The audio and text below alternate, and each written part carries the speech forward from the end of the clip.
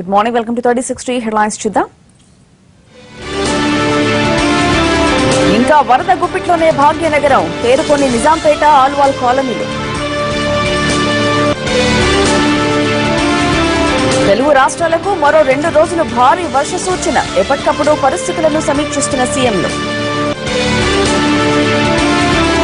తెలుగు రాష్ట్రాల ప్రాజెక్టులకు జలకళ, సముద్రం పాలవుతున్న లక్షల క్యూసెక్కుల నీరు. సూపర్ స్టార్ రజనీని కలిసిన ఎంఎస్ ధోని, బయోపిక్ ప్రమోషన్ లో కెప్టెన్ కోహ్లీ బిజీ. చారిత్రాత్మక టెస్టులో భారత్ కు కష్టాలు, 2 రోజుల ఆటలో కివీస్ దే పై చేయి.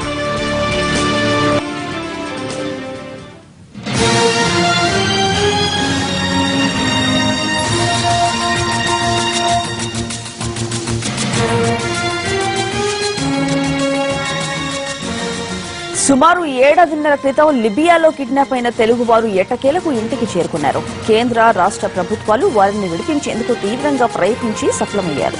కొద్దిసేపటి క్రితం వారు శంషాబాద్ ఎయిర్పోర్ట్ కు చేరారు. మరింత సమాచారం మా కరెస్పాండెంట్ రమేష్ పైట్ల అందిస్తారు. రమేష్, ప్రస్తుతం లిబియాలో వాళ్ళు మిస్ అయిన వాళ్ళు, కిడ్నాప్ అయిన తెలుగు ప్రొఫెసర్లు ఇంటికి చేరారా? గత ఏడాది జూలై 19వ తేదీన లిబియాలో సిక్త్ ప్రాంతంలో మొత్తం 4 ప్రొఫెసర్లని అక్కడ కూడా వాళ్ళు కిడ్నాప్ చేయడం జరిగింది. కిడ్నాప్ చేసిన మొత్తం 4 ప్రొఫెసర్లు 2 ప్రొఫెసర్లు బెంగళూరు చెందిన 2 ప్రొఫెసర్ని అదే వారం రోజుల తర్వాత అక్కడ ప్రొఫెసర్ ఇద్దరిని కూడా ఉగ్రవాదులు వదిలిపెట్టడం జరిగింది. అయితే 2 తెలుగు వారైన మురళీకృష్ణ గారు మరొకరిని ఉగ్రవాదులు అక్కడే ఉంచుకోవడం జరిగింది. అయితే వారిని విడిపించేందుకు ఇటు విదేశాంగ మంత్రిత్వ శాఖ తీవ్రంగా ప్రయత్నాలు చేసింది. అయితే వాళ్ళ సంబంధించిన జాడ కూడా ఎక్కడో తెలియలేదు. అయితే చివరికి అక్కడ విదేశాంగ శాఖ మంత్రిత్వ నేతృత్వంలో పూర్తిగా లిబియా ప్రాంతంలో పోస్టర్లు అంటించి అక్కడ 2 ప్రొఫెసర్ల కోసం కూడా తీవ్రంగా గాలించింది. అయినప్పుడు కూడా ఫలితం లభించలేదు. చివరకు గత వారంలో అక్కడ ఉన్న లిబియాలో సిక్త్ ప్రాంతంలో ఇక్కడ అమెరికా దళాలు దాడి చేసిన సమయంలో ఒక ఇంట్లో 2 ప్రొఫెసర్లను గుర్తించారు. వెంటనే వీళ్ళిద్దరిని రక్షించి అక్కడ ఉన్న ఇండియన్ అంబాసిడర్ కూడా అప్పగించింది. తర్వాత అక్కడి నుంచి హైదరాబాద్ తీసుకురావడానికి దాదాపు వారం రోజులు సమయం తీసుకుంది విదేశాంగ మంత్రి శాఖ. ఎందుకంటే అక్కడ ప్రభుత్వంతో ఇక్కడ ఇండియాకి అంటే సంప్రదింపులు కావచ్చు, లేకపోతే అక్కడ ప్రభుత్వంతో కొన్ని టెక్నికల్ ప్రాబ్లమ్స్, లీగల్ ప్రాబ్లమ్స్ నేపథ్యంలో వారం రోజుల తర్వాత ఈ తెల్లవారుజామున ఈ లిబియాలో కిడ్నాప్ అన్న 2 ప్రొఫెసర్ ని హైదరాబాద్ కు క్షేమంగా విదేశాంగ మంత్రి శాఖ తీసుకొని రావడం జరిగింది. అయితే ఏడాది కాలం పాటుగా కుటుంబ సభ్యులు తీవ్రంగా ప్రయత్నాలు చేశారు. అటు విదేశాంగ మంత్రి శాఖతో పాటు ఇతర కేంద్ర రాష్ట్ర ప్రభుత్వం కూడా కాంటాక్ట్ చేసి తమ వాళ్ళని విడిపించారు అని చెప్పి కూడా వాళ్ళు తీవ్రంగా అందరినీ కూడా కోరడం జరిగింది. చివరకు విదేశాంగ మంత్రి శాఖ చేసిన ఫలితంగా 2 ప్రొఫెసర్లు తిరిగి హైదరాబాద్ కు క్షేమంగా చేరుకున్నారు. వాళ్ళ కుటుంబ సభ్యులు ఆనందం వెలిగిస్తుంది. Right, Ramesh, thank you.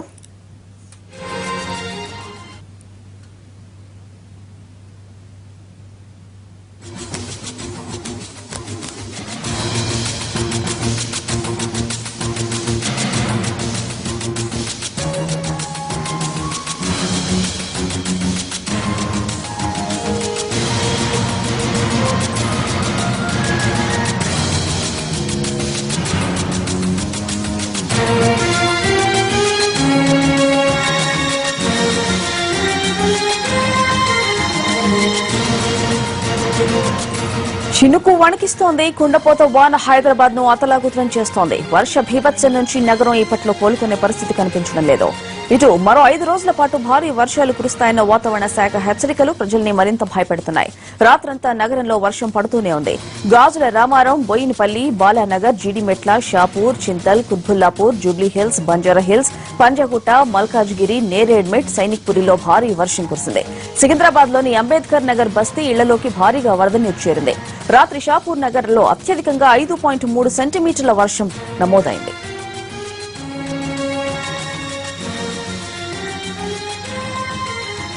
Hyderabad లో వర్షం తగ్గినా ఇంకా వరద తగ్గలేదు. ఆల్వాల్లో కాలనీలు 5 రోజులుగా నీళ్లలోనే నానుతున్నాయి. దీంతో రంగంలోకి దిగింది ఎన్డీఆర్ఎఫ్. ప్రస్తుతం లోతట్టు ప్రాంతాల్లో ఉన్న వారిని రక్షించేందుకు సహాయక కార్యక్రమాలు చేపడుతున్నారు. ప్రస్తుతం ఆల్వాల్లో పరిస్థితిని మా కరెస్పాండెంట్ రాధాకృష్ణ అందిస్తారు. రాధాకృష్ణ, ఎన్డీఆర్ఎఫ్ రంగంలోకి దిగినట్టుంది. అసలు అక్కడ ప్రస్తుత పరిస్థితి ఏంటి? వరద ఉధృతి కూడా తగ్గలేదు. కొద్దిసేపటి క్రితమే అల్వాల్లోని లోతట్టు ప్రాంతాల్లో ఉన్న 6 కాలనీలో సహాయక చర్యలు చేపట్టేందుకు కూడా సైనిక సిబ్బంది రంగంలో దిగారు. ప్రస్తుతం మనం అల్వాల్లోని శ్రీనివాస నగర్, టెంపుల్ అల్వాల్లోని శ్రీనివాస నగర్ వద్ద ఉన్నాం. ఇక్కడ ఇంకా మనం చూడవచ్చు కూడా రోడ్డుపై నుండి వరద ఉధృతి అలాగే వెళ్తుంది. కాలనీల్లోకి ప్రధానంగా ఈ వరద నీరంతా కూడా కాలనీలోకి వెళ్తుండడం ద్వారా నిత్యావసర సరుకుల కోసం కాలనీ వాసులు ప్రధానంగా ఇబ్బందులు పడుతున్న సందర్భాలు చాలా ఉన్నాయి. ఇది దృష్టిలో ఉంచుకొని అంటే మిగతా సిబ్బంది జీహెచ్ఎంసీకి సంబంధించిన సిబ్బంది కానీ ఇతరులు కానీ లోపలికి వెళ్ళడానికి ఇబ్బందులు పరిస్థితులు ఉన్నాయి కాబట్టి సైనిక సిబ్బంది ఇవాళ రంగంలోకి దిగుతున్నారు. కొద్దిసేపటి క్రితమే శ్రీనివాస నగర్, బాలాజీ నగర్తో పాటు టెంపుల్ అల్వాల్లో ఉన్న మరొక 2 కాలనీల్లో సైనిక సిబ్బందికి సంబంధించిన అధికారులు రావడం జరిగింది. వాళ్ళంతా ఇక్కడ ఒక అంచనా కూడా వేసుకొని వెళ్ళడం జరిగింది. ఏ విధంగా సహాయక చర్యలు చేపట్టాలి, అలాగే అపార్ట్మెంట్లలో ప్రధానంగా అపార్ట్మెంట్లలో ఉన్న వాసులకి ఎలాంటి సహాయక చర్యలు వాళ్ళకి అందించే విధంగా చర్యలు తీసుకుంటే బాగుంటుంది అనేది జిహెచ్ఎంసీ తోటి వాళ్ళు చర్చించడం జరిగింది.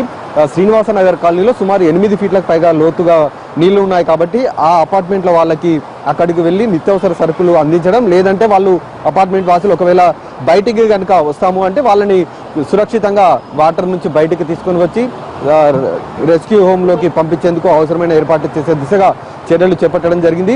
ఇంకా శ్రీనివాస నగర్తో పాటు ఆనంద్ నగర్, ప్రధానంగా ఆనంద్ నగర్లో గుడిసెలు ఎక్కువగా ఉన్నాయి.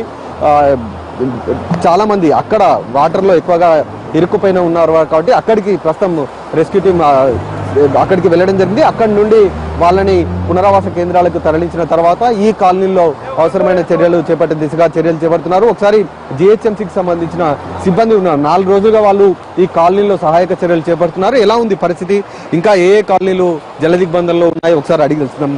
4 రోజులుగా మీరు ఇక్కడ సేవ చేస్తున్నారు, ఇంకా ఏ కాలనీలు ఈ దిగ్బంధంలో ఉన్నాయి? కాలనీలు రెడ్డింగ్లో శ్రీనివాసనగర్ కాలనీ, ఆనందరావు కాలనీ, భారతీనగర్.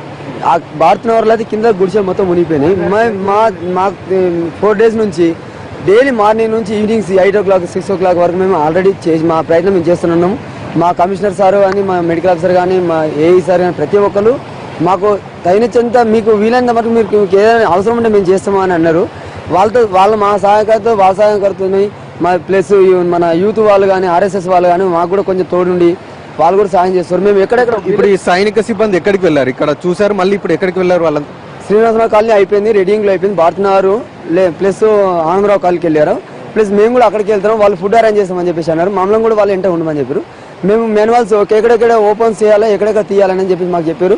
దాన్ని ఎంక్వైరీలో ఉన్నాం. మా పై అధికారి చెప్పింది కాబట్టి మా పై అధికారి అంటే మేము కూడా ఉన్నాం. మా ప్రయత్నం మేము చేస్తున్నాం. మార్నింగ్ 4 o'clock నుంచి ఆల్రెడీ చేస్తున్నాము. ఇవాళ 4 days అవుతుంది, ఇంకా వాటర్ మాత్రం తగ్గట్లేదు. మా సార్ కమిషనర్ సార్ చెప్పిన దాన్ని బట్టి మేము ఫాలో అయిపోతున్నాం. అక్కడక్కడ మేము చెప్పిన బట్టి మేము ఫాలో అని చెప్పారు, మేము కూడా ఫాలో అవుతున్నాం సార్. తమకు అధికారులు ఇచ్చిన ఆదేశాల ప్రకారం తాము ఫాలో అవుతున్నాం అనేది జిహెచ్ఎంసీ చెప్తున్నారు. స్థానికులు ఉన్నారు, ఎట్లా మీరు ఇక్కడే ఉంటారా ఏంటి సార్? ఎలా ఉంది? మేము ముకుంద డైరీ నుంచి వస్తున్నామండి. మీ ఏరియాలో ఎలా ఉంది? మా ఏరియాలో పర్లేదండి. ఇక్కడ కొంచెం వాతావరణం వర్షం తగ్గడం వల్ల మా కంపెనీ వాళ్ళకి మిల్క్ ఫ్రీ డిస్ట్రిబ్యూషన్ చేస్తున్నాము. అది ఒక కార్యక్రమం ఉంది. సమాజ సేవతి మా కమిటీ ఎండి వాళ్ళు ఇక్కడ ఒక కార్యక్రమం మొదలుపెట్టారు. ఒక కంపెనీకి సంబంధించిన కంపెనీకి సంబంధించిన వాళ్ళు ఉచితంగా ఇక్కడ పాలు సరఫరా చేయడానికి వచ్చామనేది వాళ్ళు చెప్తున్నారు. మొత్తానికి ఇంకా ఈ కాలనీలు అల్వాల్ మాత్రం ఇంకా తేరుకోలేదు. రాత్రి కురిసిన వర్షానికి ఇంకా వరద ఉధృతి మాత్రం ఇంకా కొనసాగుతూనే ఉంది. మరి ఇవాళ కూడా వరద ఉధృతి కనుక అంటే వర్షం కనుక పడితే మళ్ళీ వరద ఉధృతి పెరిగే అవకాశం ఉంది. అలాగే అపార్ట్మెంట్లలో ప్రధానంగా వాళ్ళని సురక్షిత ప్రాంతాలకు తరలించేందుకు ఇప్పుడు సైనిక రెస్క్యూ టీం కూడా వచ్చింది. వాళ్ళంతా ఇక్కడికి చేరుకున్న తర్వాత ఆ రెస్క్యూ టీం ఆపరేషన్ ప్రారంభిస్తారు. అలాగే ప్రధానంగా ఈ వరద నీరు వెళ్లేందుకు కావాల్సిన మ్యాన్ హోల్స్ ఎక్కడెక్కడ ఉన్నాయి అవి తెరిచి వరద నీరు వెళ్లేందుకు అవసరమైన ఏర్పాటు చేసే దిశగా జిహెచ్ఎంసీతో కలిసి సైనికులు సహాయక చర్యల్లో పాల్గొనబోతున్నారు. Swathi. Right Radhakrishna, thank you. మరటిలో షార్ట్ బ్రేక్ తీసుకుందాం. Back to news. గుంటూరు జిల్లాలో పరిస్థితి ఇంకా అదుపులోకి రాలేదు. వరద ప్రభావంతో వాగులు పొంగుతున్నాయి. వేలాది ఎకరాల పంట మునిగిపోయింది. పలు కాలనీలు నీటి ముంపులోనే ఉన్నాయి. ప్రస్తుతం నర్సారావుపేటలోని బరంపేట నుంచి తాజా సమాచారం కరెస్పాండెంట్ కృష్ణ అందిస్తారు. కృష్ణ, గుంటూరు జిల్లాలో ప్రస్తుత పరిస్థితి ఏంటి? ఎలాంటి సహాయక చర్యలు చేపడుతున్నారు? స్వాతి, గత 2 రోజులుగా జిల్లాను తీవ్ర ప్రభావితం చేసినటువంటి వరదలు ఇప్పుడిప్పుడే తగ్గుముఖం పడుతున్న పరిస్థితి. మనం ముఖ్యంగా జిల్లాలోని అనేక ప్రాంతాలు ఇప్పటికీ కొన్ని వరద ముంపు గ్రామాలుగానే ఉన్న పరిస్థితి చూడొచ్చు. అయితే ఇప్పుడిప్పుడే సహాయ కార్యక్రమాలు ఒకవైపు, తర్వాత స్థానికులు అందిస్తున్న సహకారం మరోవైపు, మొత్తంగా వరద బాధితులు మాత్రం ప్రస్తుతం తేరుకుంటున్న పరిస్థితి.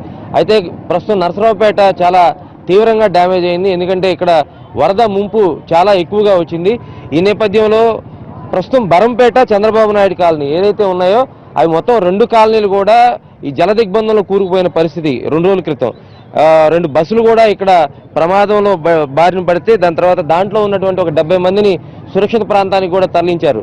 మొత్తం ఇక్కడ బరంపేటలో అందుతున్న సహాయ కార్యక్రమాలు ఏంటి, ఇక్కడ వాళ్ళు ఎదుర్కొన్న వరద పరిస్థితి ఏంటి అనేది తెలుసుకునేందుకు స్థానికులు కూడా ఉన్నారు. చెప్పండి, మా వరద వచ్చిన రోజు మీరు ఏం చేస్తున్నారు, ఇక్కడ ఎలా ఉంది అప్పుడు పరిస్థితి? అది 34వ వార్డు సార్. మేము పడ్డ ఘోరం, మా సామాన్ అన్ని కొట్టుకెళ్ళి మమ్మల్ని ఆదుకున్న వాళ్ళే లేరు సార్. మేము బాగా ఇదైపోయాం, నీళ్లలో మునిగి తేలి అసలు ఎట్లా ఉన్నామో మేము. మా గురించి పట్టించుకున్న వాళ్ళు ఎవరు సార్? మా గురించి పట్టించుకున్నది ఎవరు? అసలు ఏ టైంలో వచ్చినాయో మాకు తెలియదు సార్. మేము అసలు ఎరగం. మా నిద్రలో ఉన్నాం, వచ్చి పడ్డ ఆ పాటే మొత్తం కొట్టపోయినాయి. ఏ వస్తువు తిద్దామన్నా మా వల్ల కాలేదు. మాకు అసలు ఏమీ లేవు తింటానికి. మమ్మల్ని ఎవరు ఆలకించలేదు స్వామి. అది మేము అల్లాడిపోతున్నాం నీళ్లలో. సరే, అసలు ప్రధానంగా ఇక్కడ ఇంత పెద్ద వరద రావడానికి కారణం పైన వల్లభ చెరువు అక్కడి నుంచి వచ్చేస్తుంది సార్. ఇది కత్తవ అనమాట. పైన వల్లభ చెరువు డౌన్ బాగా, అక్కడ దానికి మరమ్మతు ఏం చేయలేదు. ఆ వాటర్ వచ్చేసి మా మెయిన్ 1వ వార్డు 34వ వార్డు మొత్తం నిద్రపోయేటప్పుడు 4 గంటలప్పుడు వచ్చింది. ఇక్కడ ఎట్లా ఉందండి పరిస్థితి? అంటే డ్రైనేజ్ సిస్టమ్ సరిగ్గా లేదా, లేకపోతే దేని వల్ల జరుగుతుంది? ఇది గత 30 సంవత్సరాలు కూడా ఇటాగే ఉంది సార్ డ్రైనేజ్ సిస్టమ్. ఎవరు వచ్చినా కూడా అది చేస్తాం ఇది చేస్తాం అన్న అంటున్నారు, కానీ చేసింది ఎవరు లేదు. ఏ గవర్నమెంట్ అయినా ఒకలాగే ఉంది. వాటర్ మెయిన్ ఏంటంటే ఈ కానెలు చిన్నవి, ఈ వాటర్ పోవటం చాలా తక్కువ. ఈ తక్కువ పైన వాటర్ అంతా వచ్చేసి ఆ బీసీ కాలనీ వాటర్, ఈ వాటర్ మొత్తం వచ్చేసి ఈ మా ఇళ్ళ మీద పడ్డాయి సార్. అచానక్ 2 చూస్తే వర్షం పడుతుంది, 3 వాటర్ మొత్తం వచ్చేసినాయి. పేద ప్రజలు ఎటు పోవాలో అర్థం కాక, వాళ్ళు ఎటు వెళ్ళాలో అర్థం కాక, వాళ్ళకి దిక్కుతోచక ఏం చేయాలి. చిన్న పిల్లలు దీనికి ఈ మధ్యన జ్వరాలు, ఒళ్ళొప్పులు, ఇవన్నీ పిల్లలకి జలుబు దగ్గు వీటి వల్ల అన్ని బారిన పడి విలవిలలు ఆడిపోయారు సార్ జనాలందరూ కూడా. మేము కూడా ఏముంది సార్, అన్ని మన లాస్ట్ ఇల్లు, కొబ్బరి రోజులు, పంచదార, బెల్లం అంతా 50,000 సరుకు నష్టపోయింది సార్. మొత్తం బరంపేటకి సంబంధించి బరంపేటలో చాలా తీవ్రంగా దెబ్బతింది అంటున్నారు. ఎందుకు ఈ పరిస్థితి వచ్చింది సార్? గత 30 ఏళ్ళ నుంచి ఈ సప్టా వల్ల 3 సార్లు వచ్చింది మాకు ఇదే ముప్పు. కానీ ఇంతమంది ప్రభుత్వం వచ్చినా, ఏ ప్రభుత్వం వచ్చినా కూడా దీన్ని కట్టకుండా ఏం లేకుండా జొన్నలగట్ట రోడ్డు ఒకటి, ఇదొకటి 2 కట్టేస్తే ఈ వరద నీరు మా పేట మీద పడదు. 34 1వ వార్డు ఇంత దెబ్బతినే కారణాలు దీని గురించి, ఈ సప్టా గురించి వస్తుంది. దీనికి కాస్త మరమ్మత్తు చేసి కాస్త పెద్దదిగా కడితే ఈ నీరు అనేది వెళ్ళిపోతుంటది. ఈ ప్రజలు కూడా బాధపడే ఇదో ఉండదు. ఏది మొన్న గోపిరెడ్డి శ్రీనివాసరెడ్డి గారు వచ్చారు, అందరు మాట్లాడారు. 31వ వార్డు 34వ వార్డు కలపడి అందరూ మేము కుర్రోళ్ళం కార్యకర్తలు కొంతమంది కలిసి ఈ ప్రజలకి భోజనం పులిహార వండి మా సొంత డబ్బులతోటి సహాయం చేశారు. అందరికి చందాలు వేసుకొని వాళ్ళు వండి పెట్టాం సార్. మాకేందంటే ఈ వరద ముప్పు రాకుండా చాలా జాగ్రత్తగా చేసి విధానంగా మనకి చేయాలని చెప్పి మేము కోరుతున్నాం. ఇక్కడ ఎట్లా ఉందండి స్థానికంగా ఉన్నటువంటి ప్రజల పరిస్థితి ఎలా ఉంది? ఇప్పుడు వరద ముంపు వచ్చినప్పుడు ఎట్లా ఉంది? వరద ముంపు వచ్చినప్పుడు చాలా దారుణంగా ఉందండి. అది అర్ధరాత్రి ఒక ఉప్పెనలాగా వచ్చి పడది. గత 80 సంవత్సరాల క్రితం వచ్చింది ఇంత వర్షం. ఈ వరద వలన ఈ స్థానికంగా ఉన్నటువంటి కాలనీలు చాలా ఇబ్బంది పడ్డాయి. వాళ్ళ ఇళ్లలో నీళ్లు పోవటం, వాళ్ళ ఆస్తులు నష్టం కావటం చాలా ఇబ్బందికరమైన వాతావరణం అండి. ఇలాంటి వాతావరణం గత 80 ఏం చేస్తే బాగుంటుంది నరసరావుపేట? ప్రస్తుతం దీన్ని ఈ సప్తా రూపాన్ని మార్చి దీన్ని బ్రిడ్జిగా మారిస్తే సైడ్ కొంచెం వాల్స్ కూడా హైట్ పెంచి చేస్తే దాని వలన ప్రజలకు కొంత ముప్పు వాటిల్లటం మాంతుంది. అది వలన గత ప్రభుత్వాలు చేయలేదు, ఇప్పుడు ప్రభుత్వం అనేది. మొత్తంగా పోలీస్ శాఖ కూడా దీనికి సంబంధించి పోలీస్ శాఖ కూడా తీవ్ర ప్రయత్నం చేసిన వరద ముంపు ప్రభావిత ప్రాంతాల్లో నరసరావుపేటకి సంబంధించినటువంటి వరద ముంపు వచ్చినప్పుడు పెద్ద ప్రమాదం వచ్చిందని చెప్పారు. ఆ ప్రమాదాన్ని తప్పించడానికి ఏం చేశారు మీరు? 21వ తేదీ అర్ధరాత్రి నుంచి వర్షం భారీగా కురవడం స్టార్ట్ అయిందండి. ఆ రోజు 2 గంటల నుంచే మా సిబ్బంది అందరినీ కూడా మేము అలర్ట్గా ఉంచుకున్నాము. ఎక్కడెక్కడైతే లోతట్టు ప్రాంతాలు ఉన్నాయో లోతట్టు ప్రాంతాలందరికీ కూడా ముందుగానే ఇంటిమేషన్ పంపించి మా సిబ్బందిని కూడా అక్కడికి పంపించాము. తెల్లవారుజామున 4:30 గంటల సమయంలో ఈ ప్రస్తుతం మనం ఉన్నటువంటి కత్తవ వాగు మీద మార్నింగ్ స్టార్ ట్రావెల్స్కి సంబంధించినటువంటి ఒక బస్సు చిక్కుకొని పోయి దాంట్లో దాదాపు 30 మంది ప్యాసింజర్స్ ఉన్నారని చెప్పని అన్నారు. వారి కోసంగా స్థానికంగా ఉన్నటువంటి చంద్రబాబు నాయుడు కాలనీ యువకులను మొత్తం కూడా ఒక 30 మందిని గ్యాదర్ చేసి మా వద్ద ఉన్నటువంటి తాళ సాయంతో మొత్తం 30 మంది ప్యాసింజర్స్ను కూడా బయటికి రక్షించాము. అదేవిధంగా నాతో పాటు ఉన్నటువంటి మా పోలీస్ సిబ్బంది పరంపేట చిట్ట చివరి ఏరియాలో ఉన్నటువంటి ఇళ్లలోకి వెళ్ళినటువంటి ఏరియాలో ఉన్నటువంటి చిన్నపిల్లల్ని, ఆడవాళ్ళని, ముఖ్యంగా ఉన్నటువంటి రోగస్తుల మొత్తాన్ని కూడా తీసుకుని వచ్చి సురక్షిత ప్రాంతాలకు చేర్చారు. మొత్తంగా నరసరావుపేట ప్రాంతంలో వచ్చినటువంటి పెద్ద ముప్పు అయితే తప్పించుకున్నట్లుగా మనకు తెలుస్తూ ఉంది. ఎందుకంటే స్థానికుల సహాయంతో అలాగే పోలీస్ శాఖ ఆధ్వర్యంలో ఉన్నటువంటి సిబ్బంది అనేక మంది ఆ రోజు ఇక్కడ పనిచేయడం జరిగింది. జొన్నలగడ్డ ప్రాంతంలో ఉన్నటువంటి కల్వర్ట్ బ్రేక్ చేయడం వల్ల నరసరావుపేట పట్టణానికి పెద్ద ముప్పు తప్పిందని కూడా చెప్తున్నారు. లేదంటే పెద్ద ఎత్తున వచ్చేటువంటి వరద నీరు ఏదైతే ఉందో ఇప్పటికే కాలనీలో ప్రవేశించిందో అయితే ఇంకా ఎక్కువగా ప్రవేశించి చాలా పెద్ద నష్టం జరిగిందని చెప్తా ఉన్నారు. భవిష్యత్తులో కూడా ఇలాంటి నష్టాలు జరగకుండా ఉండాలంటే కల్వర్ట్ ఎత్తు పెంచాలి. ఇంకోటి ఏంటంటే దీనికి ఉన్నటువంటి కానాల సైజును కూడా పెంచాల్సిన అవసరం ఉంది. అలాగే ఈ కరకట్ట ప్రాంతంలో ఉన్నటువంటి ఆక్రమణలు ఏవైతే ఉన్నాయో వాటిని కూడా తొలగించాల్సిన అవసరం ఉందని స్థానికులు కోరుతూ ఉన్న పరిస్థితి. Vote Hyderabad. Right Krishna, thank you. ఇక హైదరాబాద్ మల్కాజ్గిరిలో కూడా వరద నీటిలోనే ఉన్నారు కాలనీ ప్రజలు. మల్కాజ్గిరి నుంచి తాజా సమాచారం కరెస్పాండెంట్ ప్రతిభ అందిస్తారు. ప్రతిభ, ఓవర్ టు యు. ప్రస్తుతం నేను ఉన్న ప్లేస్ ఈస్ట్ ఆనంద్ బాగ్ లోని ఎన్ఎండిసి కాలనీలో ఉన్నాను. నిన్న ఎన్టీవీ బృందం ఇక్కడికి చేరుకునేసరికి మీరు చూసారు నడుం లోతు కంటే ఎక్కువ పైకి వాటర్ వచ్చున్నాయి. కానీ వర్ష తీవ్రత కాస్త తగ్గడం వల్ల ఈ వాటర్ ఫ్లో కూడా కాస్త తగ్గింది. అయితే ఇప్పుడు మీరు చూస్తున్న నాలా, నేను నిలబడ్డ ఈ నాలా దాదాపు 3 కిలోమీటర్ల దూరం ఉంది. మీరు చూడొచ్చు ఈ 3 కిలోమీటర్ల నాలా పరిధిలో అటు ఇటు కూడా ఇళ్లు నిర్మించుకుని ఉన్నారు. అయితే నిన్న అర్ధరాత్రి వరకు కూడా ఈ నాలాని ఆనుకున్న ఉన్న ఇళ్లన్నీ కూడా నీటిలోనే తడిసి ముద్దవుతూ ఉన్నాయి. చాలా మందిని, ఒక దాదాపు 1000 మంది వరకు కూడా పునరావాస కేంద్రాలకు తరలించి వారికి కావలసిన అవసరాలను తీరుస్తూ ఉన్నారు అధికారులు. ప్రస్తుతం ఇక్కడ మనతో పాటు కొంతమంది స్థానికులు ఉన్నారు. అసలు వర్షం పడితే ఇక్కడ పరిస్థితి ఏ విధంగా ఉంటుంది, ఈ 4 రోజుల నుంచి వారు అనుభవిస్తున్న బాధలేంటో వారి మాటల్లోనే అడిగి తెలుసుకుందాం. సార్ చెప్పండి, నిన్నటికి ఈ రోజుకి తేడా చాలా కనిపిస్తోంది కదా వర్షం తగ్గడం వల్ల. అయితే 4 రోజుల నుంచి ఇక్కడ పరిస్థితి మొదటి రోజు నుంచి ఏ విధంగా ఉంది? మొదటి రోజు చాలా ఘోరంగా ఉండండి. మొత్తం గోడ లెవెల్ వెళ్ళిపోయాయి. ఇప్పుడు కొద్దిగా నిన్న తగ్గింది కాబట్టి కొద్దిగా తగ్గింది. ఇప్పుడు వర్షం నిన్న వరకు ఇది ఇంతవరకు కూడా రాని పరిస్థితి లేదు. ముందర నాలా సరిగా క్లియరెన్స్ లేదండి. ముందర ట్రాక్ వేస్తున్నారు, ఆ ట్రాక్ కూడా నాలా కరెక్ట్గా లేదు. అందువల్ల చాలా ఇబ్బంది అవుతుందండి. అయితే ఈ బండ్లగూడ చెరువు నుంచి వాటర్, బండ చెరువు ఎక్కువ ఫ్లో ఎక్కువైపోయి నాలా నుంచి వస్తోంది కదా, మరి నాలా పక్కన ఇల్లు నిర్మించుకుంటే వర్షాకాలం చాలా ఇలాంటి ఇబ్బందులు ఎదుర్కోవాల్సి వస్తుందని తెలియదా ముందు? సామాన్యంగా ఇంత రేరు 10-15 ఏళ్ళ తర్వాత వస్తుందండి. లేదు, గతంలో కట్టిదేమో కానీ కట్టి 20-25 సంవత్సరాలు అవుతుంది. కానీ కాకపోతే ఇంటిమేషన్ మాత్రం ఇవ్వాలి. వాళ్ళు నాల పక్కకి ఇల్లు ఉన్న వాళ్ళకి మాత్రం అలాగా తీసి వాళ్ళకి వచ్చి ఇంటిమేషన్ ఇచ్చేసి పక్కకు తీయాలి. తీసేసి వాళ్ళకి వచ్చి చెప్పాలి ఎంతమంది ఉన్నారు ఈ నాల పంటి, ఎంతమంది అధికారులకు ఏమైనా తెలుసా, ఏమైనా ఉన్నాయా? ఎవరికి ఇంటిమేషన్ లేదు. కాకపోతే ఈ నాల పరిష్కారం కావాలంటే మాత్రం ఆడ లాలపేటలో ఒక నాల చేస్తున్నారు. ఇప్పుడు 4 నెలలు అయింది అది చేయకుండా అట్లనే పెట్టేసి అక్కడ ప్యాక్ అయితే మొత్తం అవుట్లైట్ అది ఏ నాల, మన లాలపేటలో ఉన్న నాల అది అట్లనే పెండింగ్ పెట్టేసి ఆడ జామ్ కాగానే అవన్నీ నిండుకుంటా రైల్వే కోటరాజ్ గిట్ట మొత్తం మునిగిపోయిన పరిస్థితి ఉన్నది మేడం. ఇప్పుడు కూడా చూడండి మీరు, ప్రశాంత్ నగర్ కానివ్వండి, రైల్వే కోటరాజ్ కానివ్వండి, మొత్తం మునిగిపోయి ఉన్నాయి. కాకపోతే అది సమావేశంగా మాత్రం అది చేసుకోవాలి, అది కంప్లీట్ చేయాలి. అసలు ఆ నాలను కరెక్ట్ చేసుకుంటే పోనీకి బాగుంటుంది. ఆ నాలని ఆడ మూసేసి ఆడ పని వరకే నడచలేదు. ఆడ అసలు ఏం చేస్తున్నారు? అసలు మెయిన్ నాల అది. కాకపోతే నాచారం నాలా కూడా అట్లనే ఉన్నది. నాచారం నాలా కూడా కంప్లీట్ కాలేదు. నాచారం నాలా కూడా ప్రాబ్లమే ఉన్నది. ఈ అవుట్లైట్ అయ్యేటి పోయేదే పోతలే, వాటర్ పోకపోతే మాత్రం ఇక్కడ జామ్ కాకపోతే ఏమవుతాయి మేడం? ఇవన్నీ మునిగిపోతాయి. ఇంతవరకు వర్షాలు భారీగా పడ్డాయి కాదని కాదు, కాకపోతే ఇది మన అధికారుల ప్రాబ్లంతోనే ఇది అవుతుంది మేడం. ఎక్కడ పనులు అక్కడ అయిపోతే బాగుంటుంది. మళ్ళీ ఇక్కడ బండ చెరువు ఈ వాటర్ మొత్తం 3 చెరువుల వాటర్ ఈడ వస్తాయి మేడం. లాస్ట్ ఇదే మళ్ళీ లాలాపేట, ఇవన్నీ ప్రాబ్లం అవుతుంది. ఇది ఎందుకంటే అధికారులు పట్టించుకోకుండానే అవుతుంది. నాలాల్లోంచి వెళ్తున్న నీరంతా ఎక్కడ కలుస్తుంది? ఇది నాచారం చెరువులో కలుస్తుంది మేడం. నాగోల్కి వెళ్ళిపోతాయి, నాగోల్ మూసిలో పోతుంది. కాకపోతే ఇక్కడ అవుట్లెట్లే మాత్రం పని కాకుంటున్నాయి కాదు మేడం, ఇక్కడ అది ప్రాబ్లము. ఇక్కడ కొంతమంది మహిళలు కూడా ఉన్నారు చిన్న పిల్లలతో. వాళ్ళు ఈ 3 రోజుల నుంచి కూడా నిద్రాహారాలు లేక, తిండి తిప్పలు లేక చాలా ఇబ్బందులు పడ్డామని చెప్తూ ఉన్నారు. వారిని అడిగి తెలుసుకుందా. అమ్మా, మీ పేరు?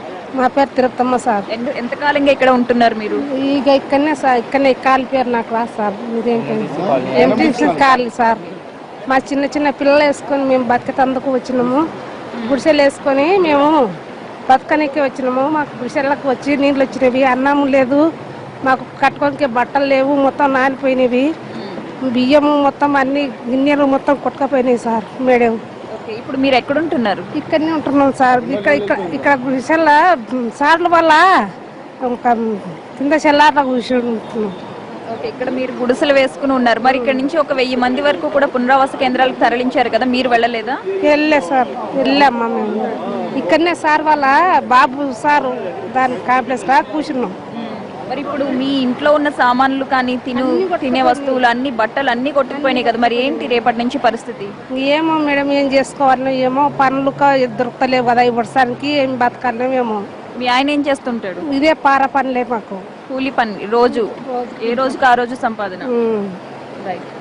చూస్తున్నాం కదా స్వాతి, ఈ నాలా 3 కిలోమీటర్లు ప్రవహిస్తున్నంత దూరం కూడా దీన్ని ఆనుకుని ఉన్న ఇల్లులన్నీ కూడా చాలా వరకు నీట మునిగిపోయి ఉన్నాయి. మీరు చూస్తున్న అపార్ట్మెంట్ సెల్లార్ల వరకు కూడా నిన్న రాత్రి వరకు పరిస్థితి అలాగే ఉంది. ఈ రోజు వర్ష తీవ్రత కాస్త తగ్గుముఖం పట్టడం వల్ల ఈ ఫ్లో అనేది కాస్త తగ్గి వీళ్ళు కాస్త ఊపిరి పీల్చుకోగలుగుతున్నారు. అయితే ఏదైతే చెరువు ఉందో అది కంప్లీట్ గా నిండిపోయి ఉంది. ఇక్కడ నాలాలు కూడా నిండిపోయి ఇళ్లలోకి నీళ్లు వస్తున్న పరిస్థితి. అయితే గతంలో ఇది 80 ఎకరాల చెరువు అయితే దాన్ని కబ్జాలు చేసి ఇప్పుడు ఈ రోజు దాని మొత్తం 20-30 ఎకరాల వరకు కంటే ఎక్కువ ఉండదు అని ఇక్కడ స్థానికులు చెప్తూ ఉన్నారు. ఇలా ఈ రకంగా చెరువుల్ని కబ్జాలు చేయడం వల్లే నాలాలు నిండిపోయి వర్షం కాస్త ఎక్కువగా పడితే నగరం ఇలా మునిగిపోయే దుస్థితికి వస్తుంది. కాబట్టి అధికారులు ఫస్ట్ దాని పట్ల జాగ్రత్త తీసుకున్నట్లయితే ఎంత పెద్ద వర్షం వచ్చినా కూడా నగరం సేఫ్ గా ఉంటుంది అని చెప్పి ఇక్కడ స్థానికులు అభిప్రాయపడుతూ ఉన్నారు. ఓర్టు studio staff Swathi. Right Pratibha, thank you. ఇవి బులెటిన్ విశేషాలు, తర్వాత లైవ్ షో ప్రసారం. నమస్తే.